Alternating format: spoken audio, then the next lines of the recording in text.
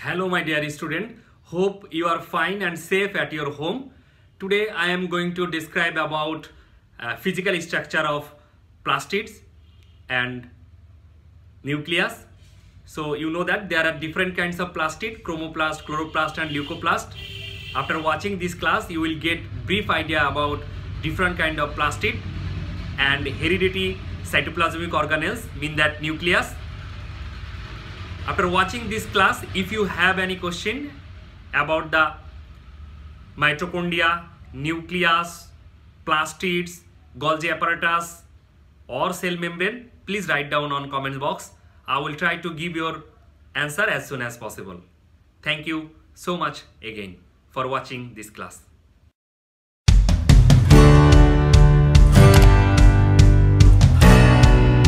In the cytoplasm of plant and algal cell, there are numerous spherical or discoidal or fibrous living double membrane organelles called the plastid. In 1883, Schimpar coined the name plastid for these structures. These are the second largest organelles of the cell, and plastids are the site of manufacture and storage of important chemical compounds used by the cell. There are three kinds of plastid. First of all, leucoplast, chromoplast, and chloroplast. Leucoplast are colorless plastid.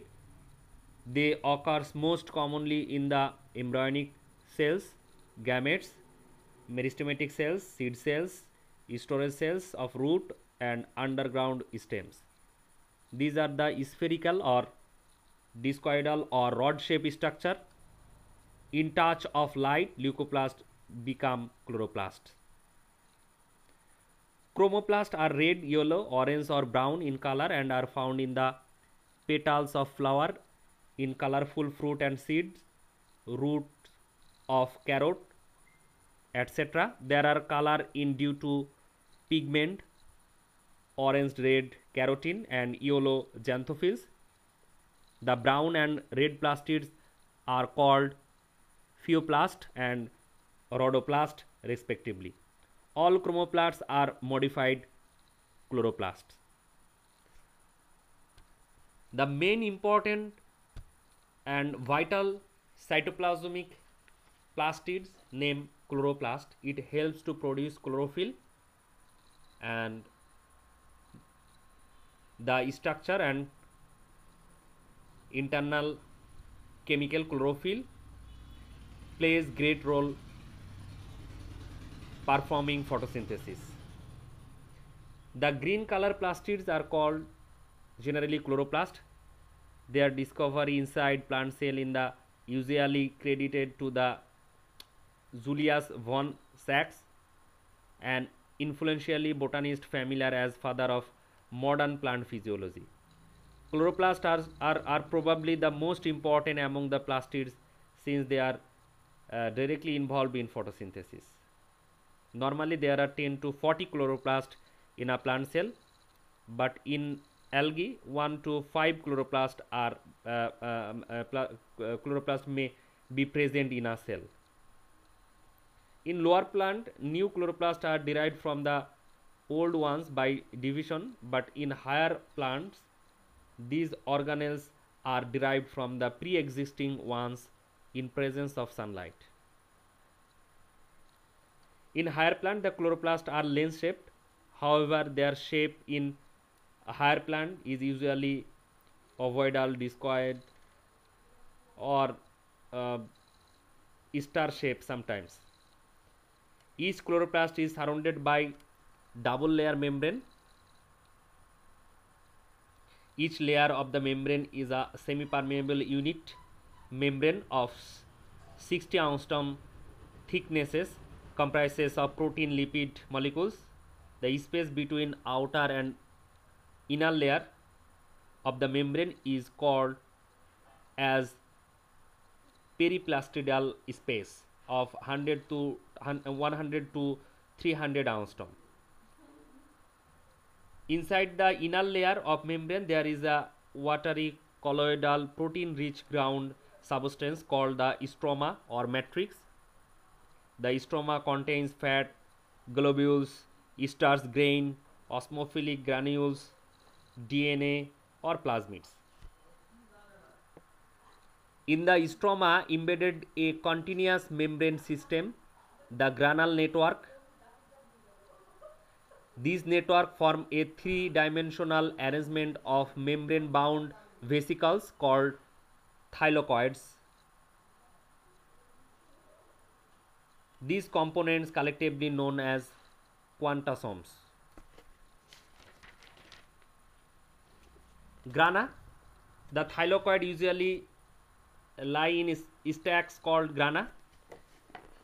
A granum in a singular form may be of 0.3 to 1.7 micrometer height and comprises of 50 to 100 thylakoids. In a chloroplast, usually 40 to 60 grana are found. Stroma lamellum, or you can say grana lamellum.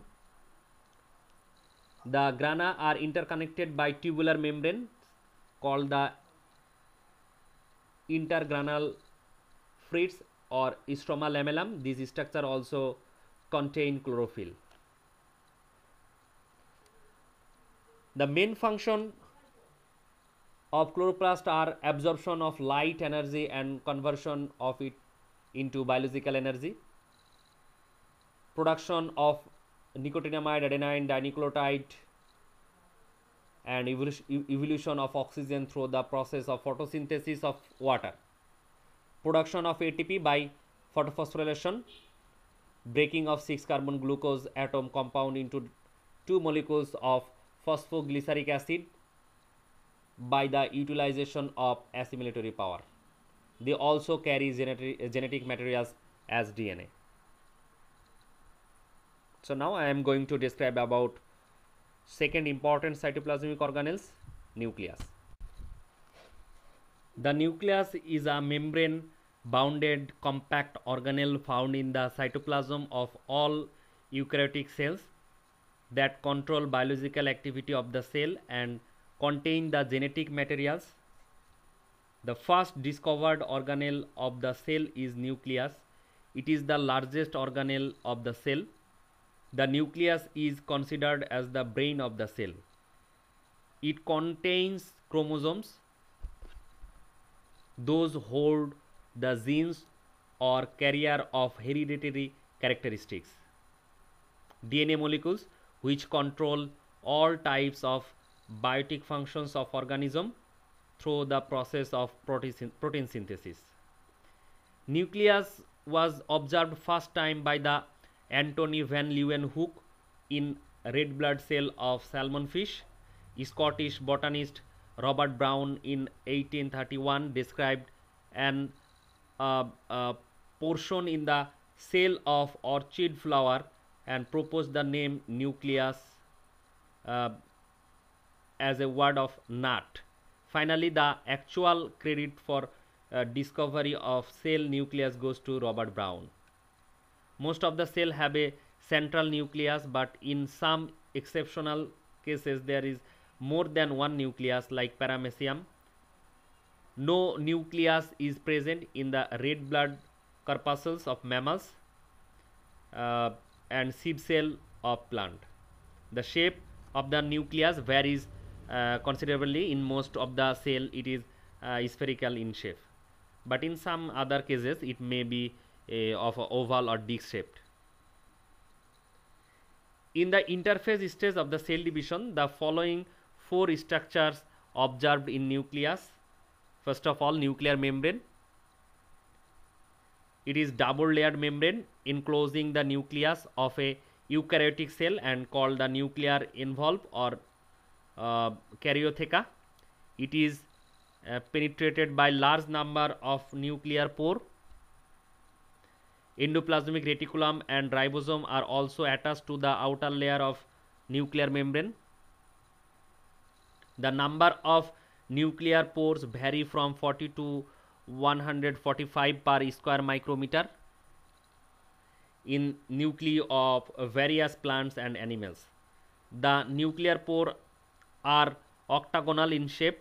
The diameter varies from 400 to 1000 angstrom, and they are separated from each other by a space of 1500 angstrom.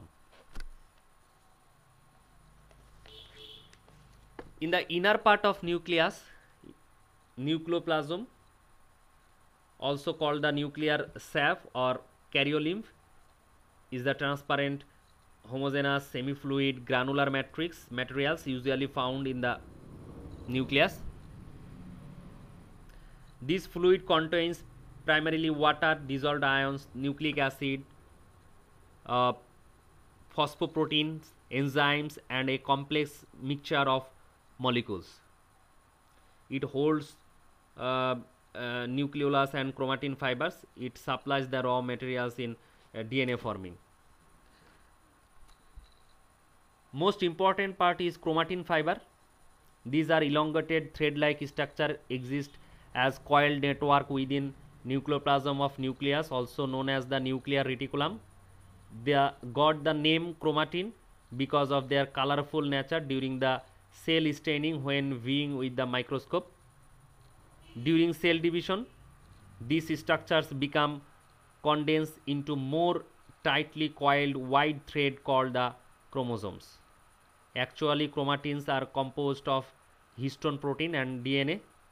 However, trace amount of RNA is also present. Histone protein and DNA exist in chromatin in 1:1 ratio. They hold the DNA and RNA. They take part in protein synthesis also. The control all biosynthetic activities in the cell. They are the carrier of hereditary traits. They control the cell division. Now I am going to describe about nucleolus. Nucleolus is a discrete, densely strained, rounded structure found in the nucleus. It is not surrounded by a membrane and is sometimes called a suborganelle.